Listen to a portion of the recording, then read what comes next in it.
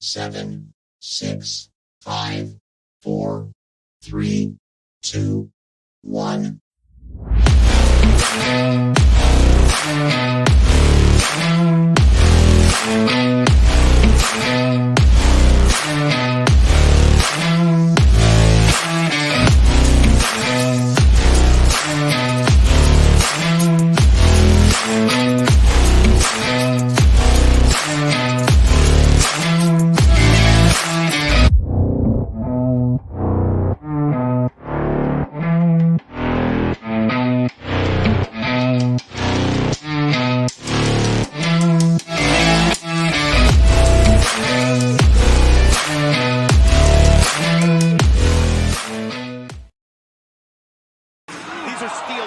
What is good, everyone? It is your boy Politic and Hawk alongside solo for the moment, Mr. Joey Woods, Mr. Moya Fit, Chris Wilson will be joining us momentarily. We are Still Steps coming to you live on a beautiful Friday evening. Hope everyone is having a great evening as well. Coming off the hills of a phenomenal SmackDown this evening, televised from Columbia, South Carolina. Shout out to all my South Carolina peeps. Hope everybody is well after, the last couple of weeks, dealing with the storms that have been traveling, up the coast. Greatly appreciate everybody and everyone is doing well. So, a lot to talk about, a lot to dissect this evening based on tonight's SmackDown event. Man, phenomenal opening segment, phenomenal closing segment, involving the Bloodline, Roman Reigns, the Usos. Like it couldn't have, put together a great beginning as well as ending of an event for tonight, as well as the other matches that was on tonight's card. We had great matches with the triple threat tag team match, as well as a great one-on-one matchup between Lash Legend and Piper Niven. Be on the lookout. Look like Lash Legend, like that stock is rising for her right now. So I love that WWE is giving her the opportunity, as giving her the plate, to be able to be on the network type of telecast, and looking forward to seeing much more from both her and Jakara, with going, possibly you getting another title shot in the near future. But we're all here, we're here to to discuss SmackDown, as well as we're going to dive into the PWI Women's 250 list that was released earlier in the week, as well as Yahoo's pound for pound ranking for the men's and women's division that was also released this week. Before we go into anything, shout out to my guy Mitch, checking in with us. What's good, man? Hope everything's well with you. Continue with the success with your podcast, and definitely be tuning in, from time to time.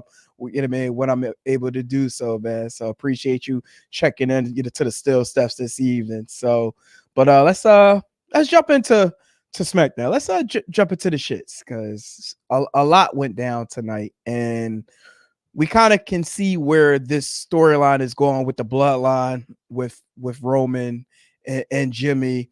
But before we even go into what occurred tonight on SmackDown, let's take a little bit of a trip down memory lane. Let's go, go back to Monday Night Raw. So we had a moment on Monday Night Raw where Jimmy was in the back waiting for Jey. As we all know, both Jimmy and Roman had got beat down by the Bloodline last Friday. So Jimmy has been, telling Roman that we need help. Like, there's no tribe behind you, so we need help to be able to go face, this Bloodline. So Jimmy took it upon himself to reach out to his brother this past Monday night on Raw, asking if he had a moment, to have a conversation. And Jimmy wasn't having it. Jimmy, like, listen, man, like, for everything that you've done to me in the past, like, I have no words for you. And I think everybody who has siblings or have gone through beef in life, you've had moments like that where someone who you may have had exchanged words with or had a falling out with, you're just not trying to hear them right now. So therefore Jey not wasn't feeling Jimmy, and Jimmy, hey, gotta give Jimmy an A for effort, for at least taking a trip to Raw to try to reach out to his brother to try to get him to at least align himself with both him and Roman to go against the bloodline. So fast forward, going into tonight on Friday Night SmackDown, the opening segment was Solo and the bloodline, and pretty much long story short, Solo was just explaining how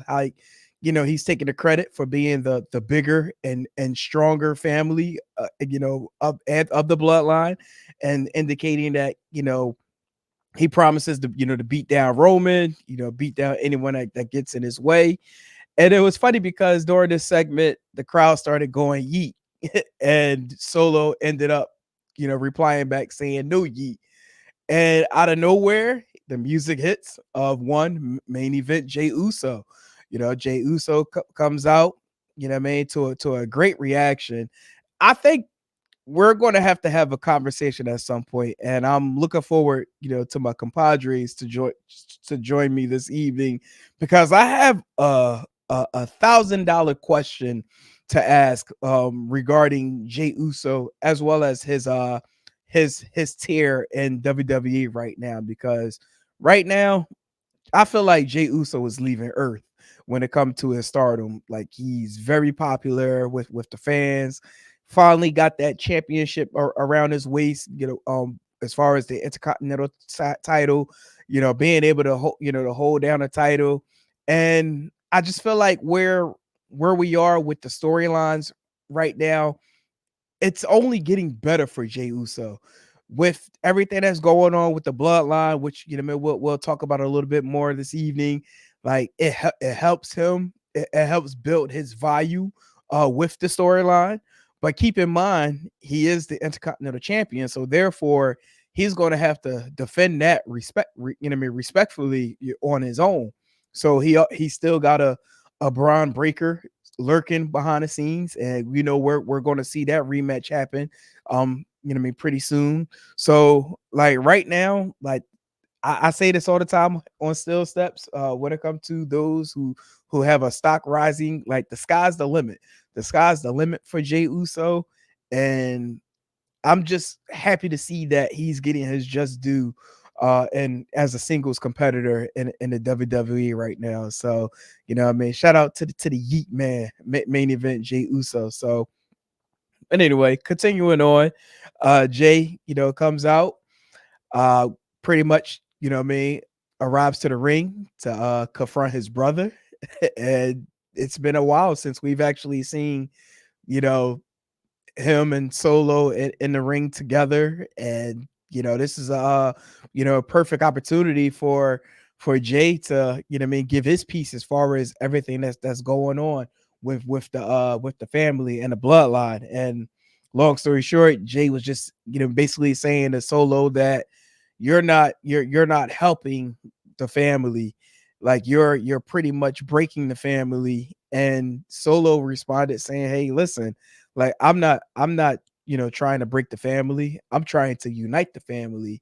Basically, Solo wants everyone to acknowledge him as the tribal chief in place of Roman Reigns. So Jay said the next time you see him, it's going to be a different story. So he kind of left that window open and didn't really go into more detail as far as why. I mean, it'll be a different story. I mean, if us as marks, we all have an idea what he really means by that. But shout out to this moment as well. Like, with Jacob, like, Jacob, my man, he take his eyes off of Jay for nothing. And there was a moment during this segment where Jay even said to Solo, said, look, if he keep looking at me like this, like, I'm gonna have to give, I mean, do something, basically, I mean, at this point.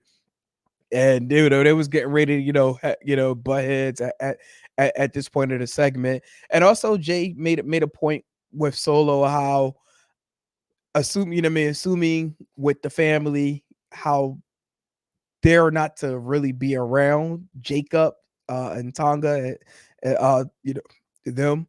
And he made a point saying, like, that's why we stay away from, from Tama and Tonga. Like, there's a reason why, like, we're not with them. So Solo pretty much it's like, look, I'm the big dog. Like you're either going to acknowledge me or you're under me. Like I'm not dealing with you. So it was a great, all in all, phenomenal segment to kick off SmackDown. At this point, 1000% interested to see where this storyline is going to go. 9 times out of 10, it's more than likely going to lead into a Survivor Series War Games, and we're going to get the OTC going up against the Bloodline in a steel cage War Games matchup coming up in the near future. I hope so. It better not go to Crown Jewel. I know that for much. Like I don't want that to go to Crown Jewel. I feel like this is something that need to be on a major pay-per-view with Survivor Series. So I'm definitely looking forward to seeing this match play out in the near future. So, but we'll see what happens from there. So, but any comments, regards to the opener segment, feel free, to drop the comments there. Also, feel free to follow us on our respective platforms. We're on YouTube, Twitch, Twitter. We also have our Facebook, just recently launched. So, we're just waiting to wean out our days as far as being able to go live on Facebook. So we should be doing that relatively soon. So, going back into this particular segment, there was a moment where both Jimmy and Roman pulling up to the arena, and they both were we're having a conversation.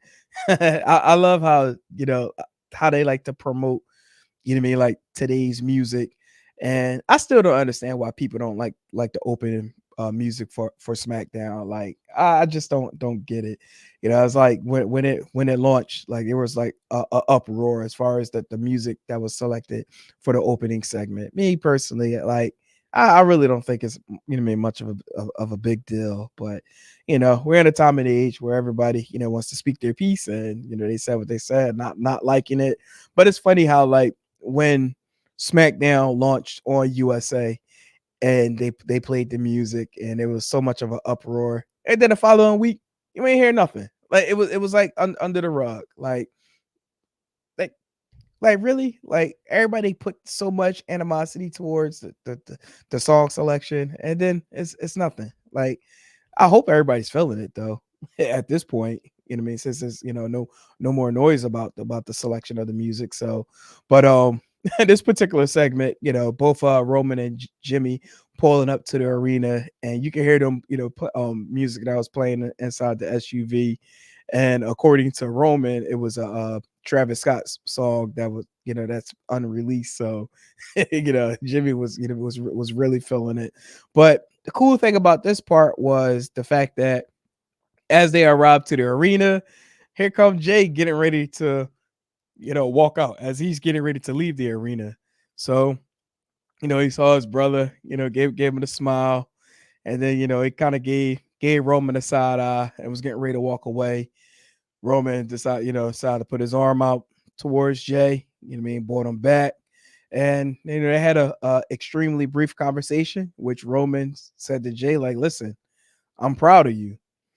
And Jey decided, to give him a look down, and he ended up telling Roman, no yeet, and then proceeded to walk off from there. So I guess Roman, at this point, Roman is not really putting much stock into Jey, especially for how Jey feels, especially with everything that went on in the past. And Roman, said to Jimmy, like, see, like I told you, almost to the point where it's like, Roman doesn't have faith that Jey will be on board as far as helping him out to face Solo in the Bloodline. But we all know what's going to happen at this point. But listen, I'm gonna ride this out as the storyline continues. So, but no, this was actually, again, great opening segment for SmackDown. And I wonder, based on everything that occurred tonight, like, how far is WWE willing to go as far as pushing the storyline? Again, we all know Jey Uso is part of the Monday Night Raw brand. So therefore, is it possible maybe we get the Bloodline, get a big crossing brands by, going over to Raw and, wanting to confront Jey Uso in person for his interruption of tonight's opening segment with Solo in the Bloodline. Like, I think we have that window open to see something like that. And if something of that nature were to happen, will we actually see Roman and Jimmy showing up on Raw, to be able to make the save for Jay, since he's the only person that's not, under the Raw roster, from the family sake. Like, will we see that? Who knows? I don't know. I feel like I might be predicting the future, and that just might happen on Raw this Monday. If it does happen, I'm gonna be pissed because one, Raw is in Philly and I won't be attending, and I'm be mad. Like, if something like this were to happen, like that would be super dope, and it would help build the storyline going into Survivor Series, which I truly believe is going to happen. So, um, moving on, during this show, there was a moment with both Roman and Jimmy chilling in the back, and basically, they're just trying to figure out, like, what's the next plan going to be. And Roman said to Jimmy that, he's gonna acknowledge Solo. So that was a moment that we had at the end of the show with one, Roman coming to the ring, and pretty much, calling out for Solo to come out, so that way they can have their conversation, and for Roman to one, acknowledge him. So this was also a pretty good ending with the two being in the ring together, and it's almost like having that one-on-one conversation between the two top tiers of the company at this moment. And Solo said, listen, like, I don't want nothing else, I just want you to acknowledge me. And Roman decided to do so. He said, listen, look, I acknowledge you, Solo. Like, are you happy? Are you happy that I finally acknowledge you? And Solo said, listen, no, like, I want more than that. I want you to acknowledge me as your tribal chief. So we all know Roman had a hard time being able to acknowledge him as the tribal chief. So by that happening, that pretty much, made Roman irate, and pretty much him opening up to what Solo always knew, that, what, like, you can't do it. Like, you don't have it in you. You don't have that pride to acknowledge me as your tribal chief. And pretty much at that point, that's when things just started to break down. And Solo, he had a plan of his own, which was, he had the remaining bloodline members, Tama, Tonga, and Jacob. They pretty much took out Jimmy. So, Jimmy was in the back by himself, since, Roman was out there with Solo. They beat down Jimmy. So at that point, pretty much that's when the melee occurs, with Roman attacking Jacob. Superman punched to Solo. Then it got to the point where, Roman had a moment, what I mean? And, he was getting ready to grab the precious Ulafala. And as he grabbed it and was prepared to put it on, unfortunately, Solo, got himself together, and then began to attack Roman, gave him the infamous low blow.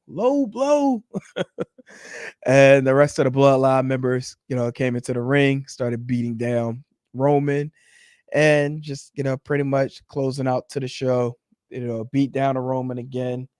And 2 weeks in a row, Roman catching a beat down. When's the last time that happened? That had to have been at least, like, what, 3-4 years ago, maybe pre undisputed championship reign. Like, I don't recall the last time Roman took a beat down like this. Maybe not since what was the group? Oh, the Emmett him and Rollins and Moxley. Yeah, I don't think he was taking beat downs like this, you know what I mean, in a long time.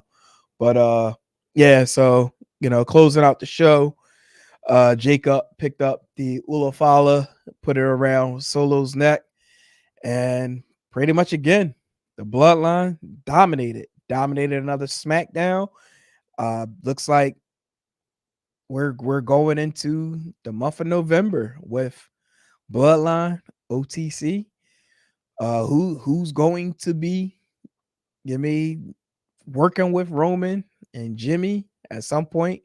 They got to get Jay on board. Who knows what it's going to take for Jay to get on board? I'm curious to see how long WWE will ride this out as far as Jay being rebellious.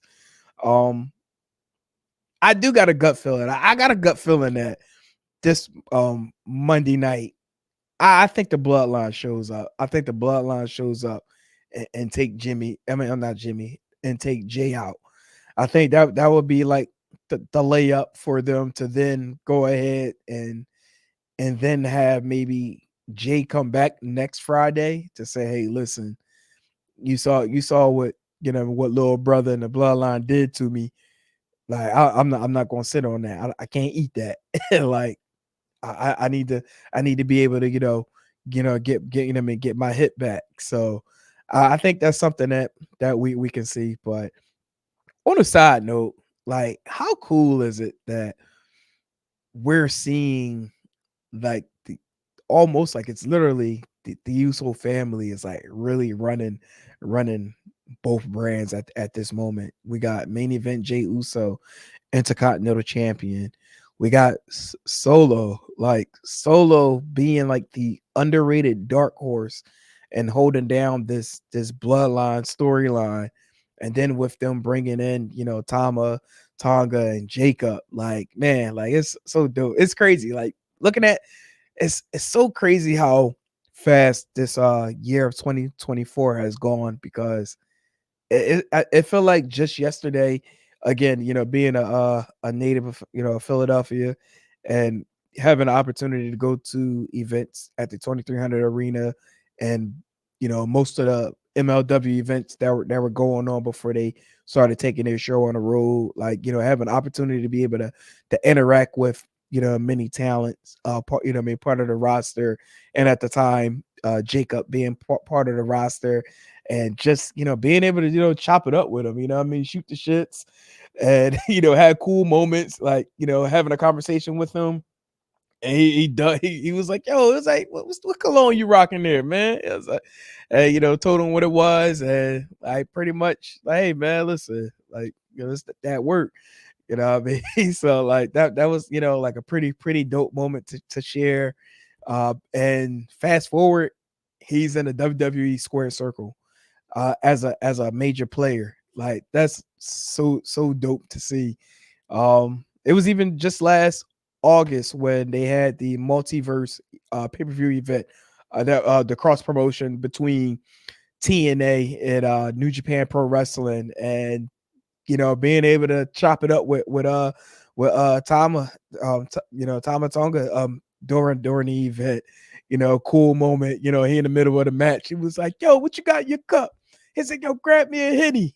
Like being able to like have these experience as a pro wrestling fan and to elevate with my compadres with the Still Steps brand, and having an opportunity to do media scrums, and being able to do the interviews, which we still have a host of interviews coming up in the near future. So pretty cool to actually see this level of talent being on the major rosters in the WWE and such a quick turnaround time. So it's like really cool to see, and just forever grateful. So one thing I think as fans, like we all got to understand the stories, and at the end of the day, that's what they are. They're stories. So when we do see talent like outside of the ring, like have be courteous, and be respectful. Like you just never know when you'll ever run into them again in life. So That's one thing I encourage fans today, as far as when you meet these fans, and you at the event, you at your seat that you paid for. Yeah, go ahead and boo, go ahead and boo.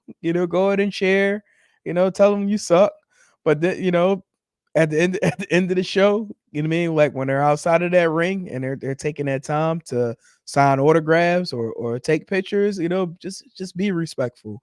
Because there's fans out here that like to take it to the to the 10th degree, as if like they're still in that storyline even while they're outside of the ring. So, that's something about the blur lines in pro wrestling. But we all come to watch the story, just as anyone would like to go to a movie theater to watch a movie or go to a concert to watch someone perform. So, we gotta have that same level when it comes to pro wrestling, the storylines that are being delivered, and then the outside of the ring activities maybe some talent does. So, but yeah, so but again, phenomenal segment opening SmackDown, phenomenal segment to close SmackDown. What's next for Roman? What's next for Jimmy? What's next for Jey? I feel like right now all eyes are on Jey Uso.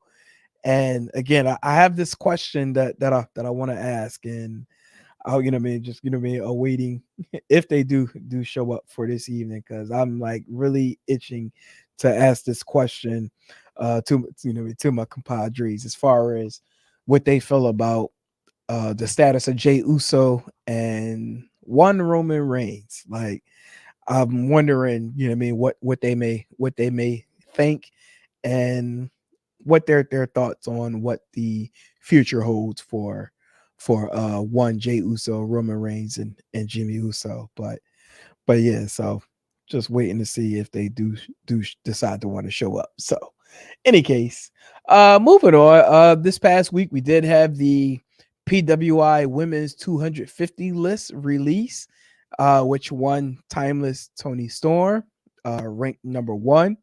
I saw some mixed reactions as far as the number one ranking. Me personally, I don't have any issue with it. I feel like it's pretty on point when it comes to the number one spot.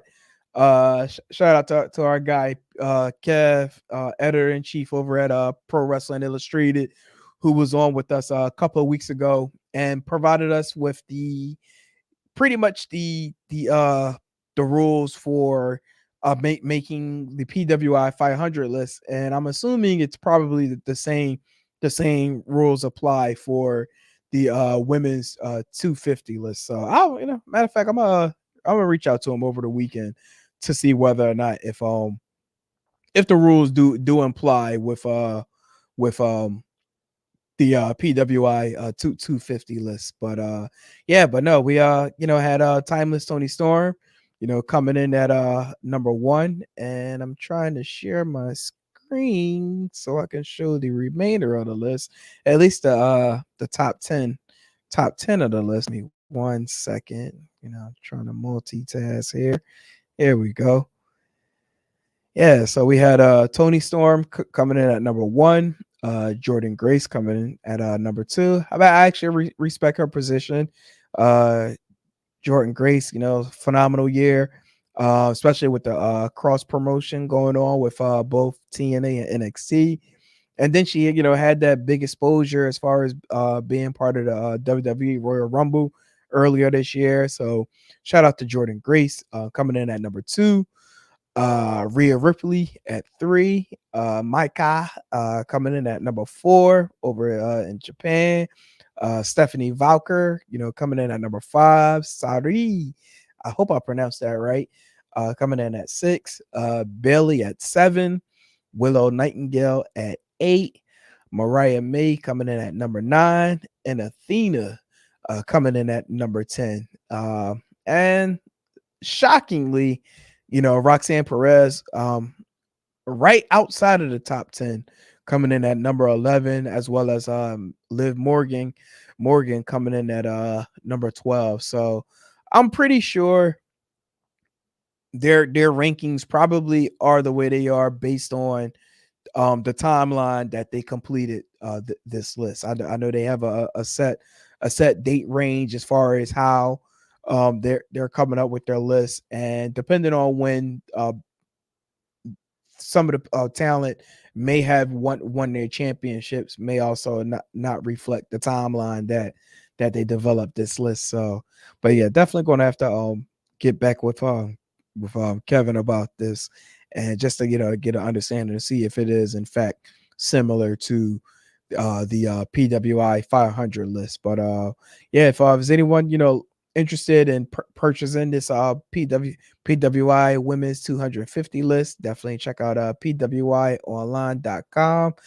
This is the holiday edition, so it's definitely a good read. And I know the last time we had the conversation, they was running a pretty good deal with the magazine. So if anyone's interested, definitely check out their website, pick it up, and get back to the good reads. And PWI was one of the magazines that I used to read as a kid, coming up, watching pro wrestling. So I think that's something that was cool as a kid, having the magazines, the WWF magazines. And then they had the when they started transitioning into the Attitude Era, they launched the Raw magazine. Fellas, y'all out there, y'all know about the Raw magazine. Like that was like one of the coolest magazines that that was out in pro wrestling. So, but I don't know. Like I love to hear y'all comments, to those that that are watching. Like, what was your go-to pro wrestling magazine? Because there was a ton of them that were out in the 90s. So like, what was your go-to pro wrestling magazine? Like, damn, I'm trying to think of like some of the names, but it's crazy. Like, I could tell you who photographers were for the magazines before I can actually name the actual title of the magazine. So don't judge me on that.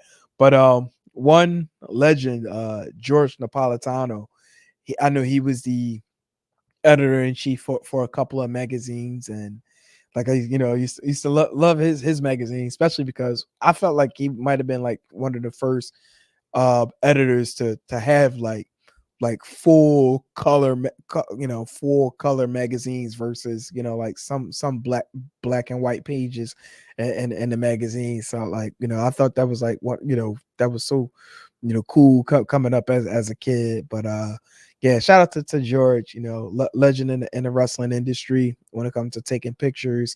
You probably heard him a couple of times on Busted Open.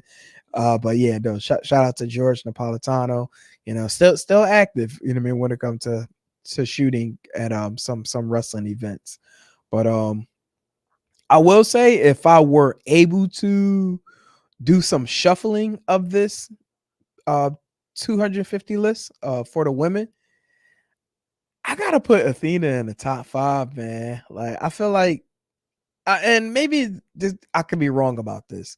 See, it's a little difficult to really get the pulse of people that's really tuned into Ring of Honor. That's a program that's televised, like on the ROH Honor Club.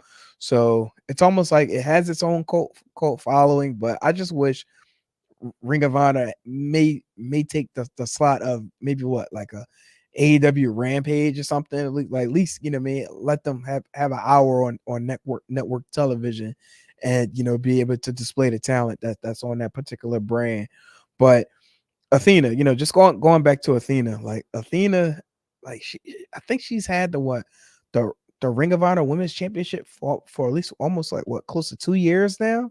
So it's like, for her to not have that top 5 spot, I feel like there's a little blasphemy in that. And I'll definitely have to what I mean, voice my opinion about that next time I do talk to Kevin. But she was previously ranked number 6, and moving down to 10. I mean, don't get me wrong, like 10 is not a bad spot, but it's like, come on, like she's what I mean, running on 2 years as champion. Like that should provide the just due that she need to be there, to be up a little bit more than where she is. So, but I mean, last year 6 down to 10. No, no, I can't make a case for her not being in the top. To not be in the top 5. I feel like she should definitely be in the top 5 when it comes down to the on the list of the 250. But yeah, so just gonna go, kind of go through a little bit of this list. I also think Willow. I mean, number 8 for Willow. That's actually not bad. Well, she was there last year, so yeah, I think there might be a good case Willow could have been moved up just a little bit. I won't say she, had to be like within the top 5. Honestly, maybe Willow probably could have taken maybe like the 5 or 6 spot. Like, Willow, she's also been a workhorse over the last couple of years. So I think, I'm really me curious to see where AEW is going to go with Willow after, this her last match at Wrestle Dream. Just curious to see what's the next plan for Willow, and are they going to keep her in the title contention in AEW? Love to see it. Honestly, I would love to see her at Mercedes run it back. One more time. Me personally, I do feel like they took the TBS championship off of Willow too soon. I think they could have worked something out in the past with both her and Mercedes. Maybe Mercedes win by like disqualification or something. However, it still keep the title on Willow, and then it could have been like a moment where Mercedes would proceed with the beat down, and then let the storyline take its course, and maybe Mercedes would then win it, later down the road. But don't get me wrong, I know Willow's, definitely getting a lot of plates, working in other promotions. So, it might have been a good thing. I mean, as far as her, being able to, to lose that title. And I mean, shit, she went on to become the CMLL Women's Champion. So it's like, there was no true championship loss. You dropped one title, and then you ended up getting another title. But I do want to look something up real quick as far as Athena, because I just need to see the number of matches that she actually has had over the last year. So give me one moment. I'm trying to look this up right now.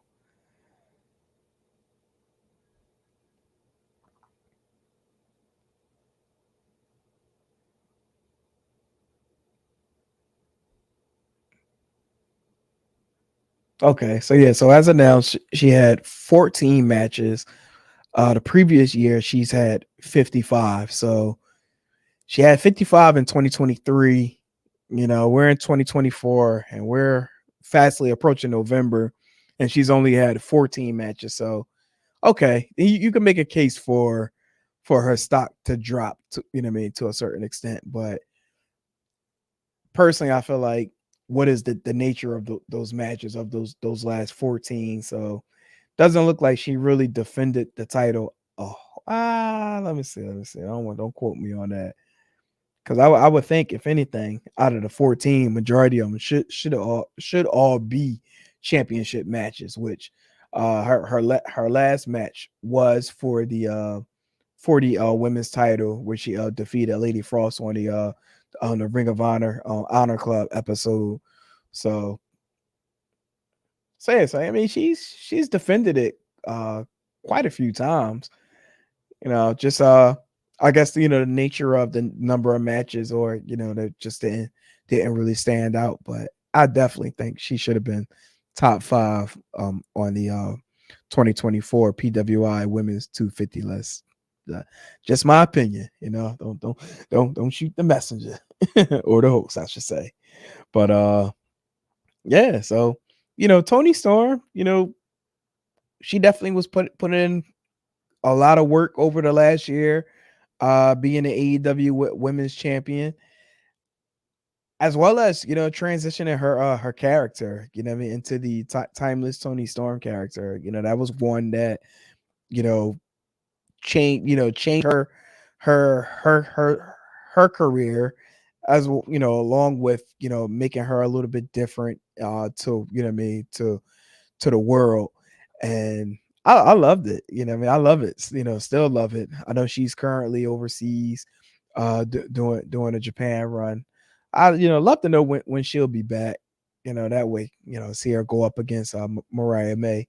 But I think you know the situation with her and Mariah might be a little similar to what we may be seeing with Rhea and Liv. Like, with Rhea coming back, she didn't immediately regain the championship. I mean, I'm glad they did it because I feel like at this point Liv is doing really good, playing the crazy villain, and me adding herself to the Judgment Day. And she called her own shot, as far as the Liv Revenge tour. So, it's pretty cool, to see that she's getting, recognized for her work in the ring. At first I was a little bit on the fence as far as, you know, the launching of Liv. Wasn't sure she'll be able to, carry the crowd, or get the crowd, the not to be behind her, but more so as far as, caring to want to boo her. And originally it looked like it wasn't going to happen, but like everything worked out in its own unique way. And now with her, being the lady for Dirty Dom. And shout out to Dirty Dom too, man. Like, Dirty Dom gotta have probably one of the best, up and coming careers right now. One, being able to work in a business with your father, and now you despise your father. And then you had the opportunity to work with one Rhea Ripley, and now you're working with Liv Morgan.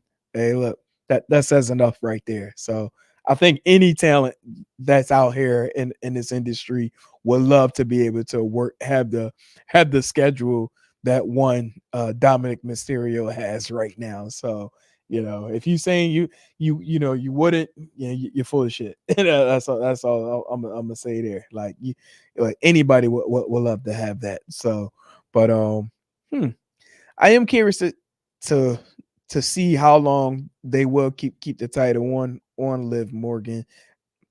With Survivor Series coming up. I don't know. I think they might do something a little bit different, like with the Judgment Day. It might be, like a mixed tag in the War Games cage. Like that'd be cool to see. Me personally, I probably would save the championship match to probably Royal Rumble. Royal Rumble is like, one of the major events at the top of the year, because you could do something like that. And then who knows what happens with Tiffy Tom and the briefcase. As a matter of fact, where is Tiffy Tom? Meant to check that out on our list, because she's also having a pretty good year. Let's do this. Scroll. Becky Lynch coming in at number 17. I thought that was pretty interesting. Also, Mina Shirakawa, having a good year. Especially getting the plates with AEW as well as over in Stardom. And it is kind of crazy that I don't know, that Roxanne Perez, being like literally right there outside of the top 10. I probably would have definitely had it within the top 10, but it's not the worst thing.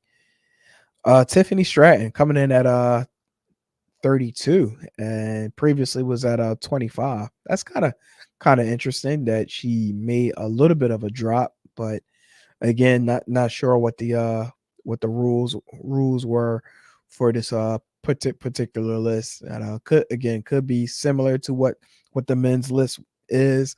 But yeah, definitely going to have to circle back to to my guy Kev to figure out what the how what rules apply for their list. So, but let's kind of look at some of the notable names. Bianca previously had number 3 down to 34. That's a pretty significant jump. Actually, no, I'm saying not jump, but pretty significant decline. Chris Statlander coming in at 36, previously at 18. And it kind of makes sense, based on the number of matches she's had within the year. I do like the jump of Janai Kai, the MLW women's champion. Previously was at 205 and made a plus 168 improvement to go to number 37. That's actually pretty dope. So, shout out to Janai Kai, who was recently on the X Brand event down in Jersey. Shout out, to Justin and the X Brand movement. Shout out to to the staff. You never check out any of their wrestling, go on their social media, just type in X Brand Wrestling, pull it up, get the hardcore of the hardcore, definitely that's where it's at. And they got something coming up I believe next week or the next 2 weeks. So we more to come on that. But yeah. Look at Kalani Jordan coming at 29, who was not mentioned at all last year. So that's pretty dope. She's also had a pretty decent year, and then becoming the first ever women's North American champion. So shout out to young Kalani Jordan. Pretty good. Billy Starks, Billy Starks coming in at 33, previous year at 56, one young Billy Starks, making a name down in Ring of Honor as well as out in indie scenes, so it's, pretty good. I mean, seeing what she got going on. Megan Baines, another name, ringing a lot of bells right now, with her work over in the indie scene, recently becoming the House of Glory Women's Champion. I'm not sure if she still has that title. I believe she does. Don't quote me on that. If anyone watching. But yeah, no, shout out to her. Also, making a run in the GCW scene lately. So, it's pretty dope. Jay coming in at 44, previously was ranked at 14. So a little bit of a decline. Personally, I feel like honestly that's pretty good for G, and still to be relatively new in the pro wrestling game. So it's actually pretty good of a ranking for her coming in at 44. Shayna Baszler coming in at 46. Previously was ranked at 58. Who else? Who we got? We got Red Velvet. Red Velvet coming in at 51, and she recently won, I believe, the ROH women's TV championship, which she actually took that from Billy Starks not long ago. So yeah, pretty good. So just kind of going through, seeing where we might have some significant declines. Like don't really see too many at this moment, but shout out to Jada Parker making the list for the first time, coming in at 90. Alexis Lee at 91. Giselle Shaw coming at 92. Anna Jay 93. Who else we got? Steph Datlander coming in at 101. Previously was at 69. Who else? You got Chelsea coming in at 112. Was previously ranked at 150. Serena Deeb at 113. And our girl, friend of the show, Zeta Still, coming in at 123. Shout out to Zeta, who had a pretty dope run over in Japan, making a name for herself. I promise you, if you haven't heard anything, there's actually two names of ladies I feel like are the future of women's wrestling, and Zeta, she's definitely one. You know what I mean? Like she's like really putting in a lot of work out here in the business. And one, my other girl, I believe that's going to be coming up in the near future. Her name is Alexis Littlefoot. She came in at 248, making the list, for the first time. I've been following her for some time. coming up in the industry, is making a name. Right now out in the indie scene, she had a nice match on AEW Dark Match. So definitely may want to keep a name out for her. Hope me should be maybe talking to her me relatively soon. So me stay tuned to Still Steps. Me to hit check out her story as well as Tiara James. I can't not mention Tiara too. Miss James, top tier Tiara James. Like she's out here, making a good run out here in the indie scene. I know she had a pretty decent run in MLW as well. Not sure if she's still there, but she's really cool, down to earth individual. So that definitely, keep an eye out for her as well. So, but anyway, if you want to check out the full 250 list, women's list from PWI, definitely check out PWI's website for more information, as well as if you want to purchase the magazine.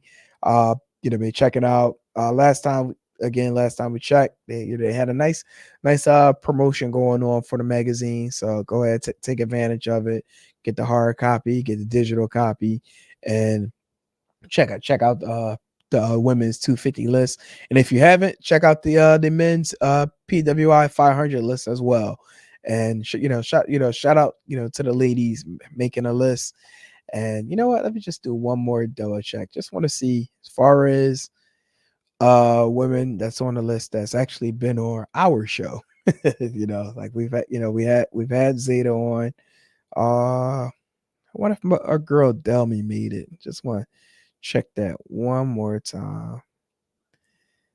Shout out to Danny Mo too, Battleground Championship Wrestling's women's champion, and we got more to come with them as well over the next week with their event taking place at the 2300 Arena next Saturday. Let me just check one more thing. Just want to see. There we go. Yeah, Delmy coming at number 66. Previously was at 62. Coming in at 66. So not too bad of a decline. But Delmy's also another one. You know what I mean? Workhorse out here in the indie scene. I do know she did just recently extend her contract with MLW. So shout out to her. What I mean, getting that bag. What I mean, continue with the great work that you do, and looking forward to talking in the future. So but yeah, so if anyone looking forward to checking out the remaining PWI women's 250 list, check out the website, and be talking a little bit more on that. So but yeah, before I get on out of here, a couple of takeaways from SmackDown. We did have the Motor City Machine Guns debut, getting the victory. It's actually pretty good seeing Alex Shelley and Chris Sabin over in the WWE brand. Gonna take a little used to. I feel like they were like literally probably like the vets of TNA, but them now getting their just due being in WWE now is pretty cool. So it's nice to to see them to have a run. I won't be surprised if they decide to want to have them hold the tag titles, for a significant amount of time. I think that might be something that we may see in their future when they do decide to go for the championship. So yeah, it's going to be a while for them to to do so. If I'm not mistaken, I think DIY won the triple threat the triple threat match tonight.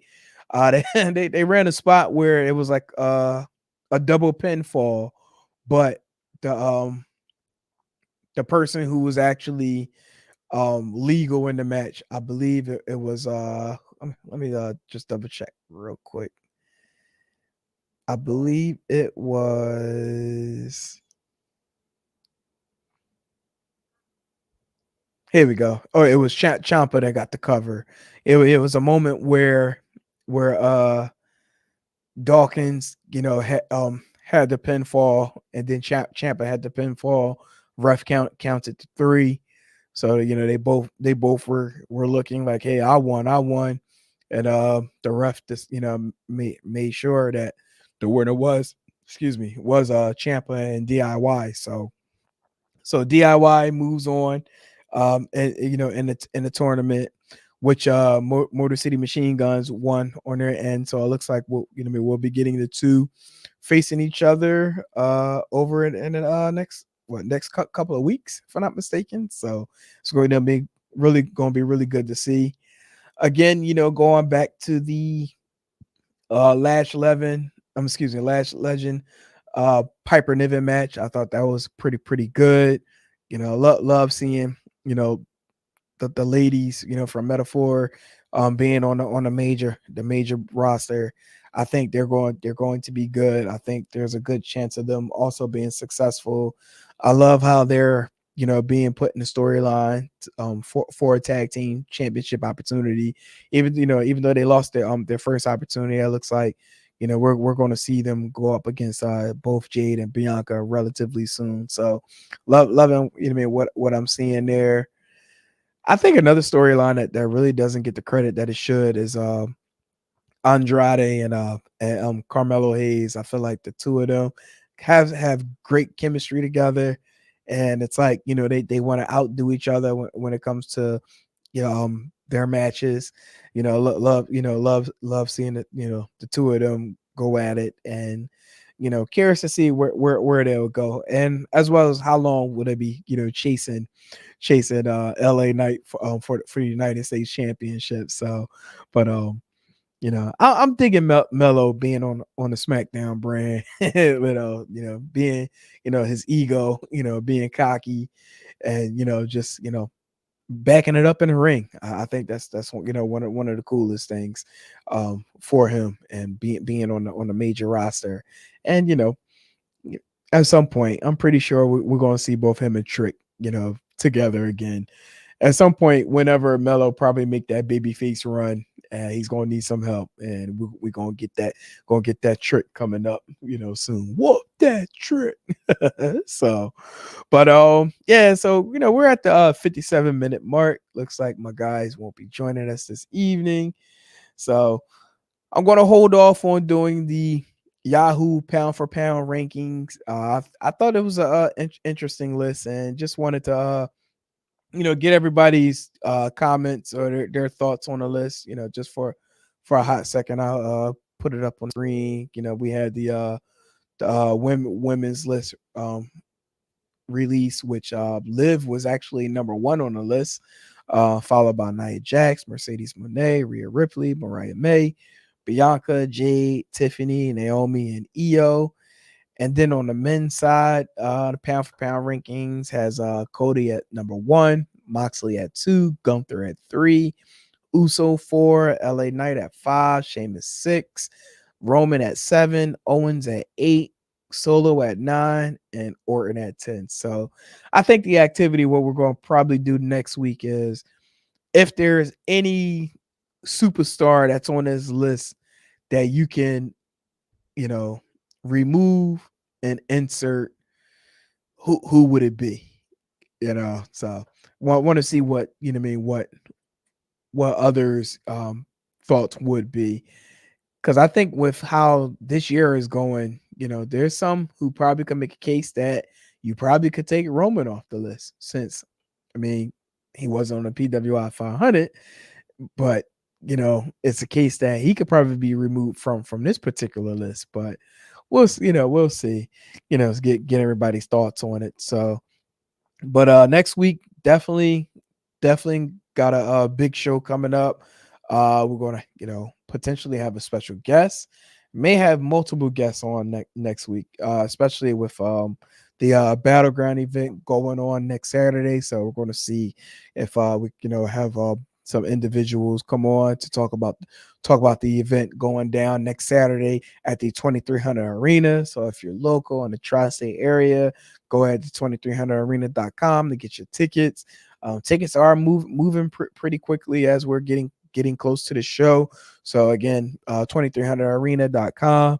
Get your tickets for Battleground Championship Wrestling. So till then, this is your boy, Politic and Hot. Greatly appreciate those that have been checking in with me this evening. I see you. I see the ticker. I see the amount of people that's in here, and I appreciate it. Forever grateful to everybody that's been a part of the Still Steps movement. We're definitely going on. Going through a renovation process since we are no longer under the ELP brand. So just keeping on pushing, keep moving the brand even further than where we started. So came a long way, and we're just gonna keep making it do what it do. So all right, everybody, I'm gonna get on out of here literally at the 1 hour mark. So till then, we'll holla at y'all next Friday. Peace.